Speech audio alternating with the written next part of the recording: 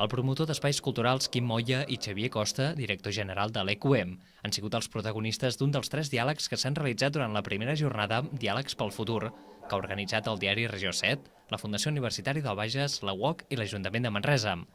Sota el títol Vendre creativitat o ser creatiu per vendre'm, Quim Moya i Xavier Costa han exposat la seva experiència personal en els seus respectius àmbits i han interactuat amb la Fila Zero, en aquest cas formada per les empresàries Natàlia Pere Arnau i Montserrat Feliu. Aquest era el format d'aquesta primera jornada, que ha comptat amb un total de 3 diàlegs moderats pel director de Regió 7, Marc Marcem.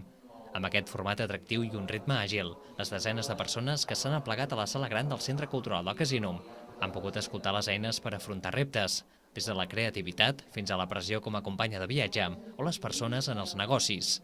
La jornada ha plegat un gran nombre de representants del món polític, social, econòmic i empresarial del territori, que han pogut intervenir en qualsevol dels diàlegs. L'acte també s'ha pogut seguir a través de la pàgina web de l'Ajuntament de Manresa i ha tingut presència a les xarxes socials a través del hashtag Diàlegs pel Futur. Actualment, la crisi de valors es relaciona amb la situació de crisi econòmica i aquesta jornada ha volgut posar en relleu aquests valors per intentar refer un marc econòmic que en aquests moments no s'aguanta per enlloc.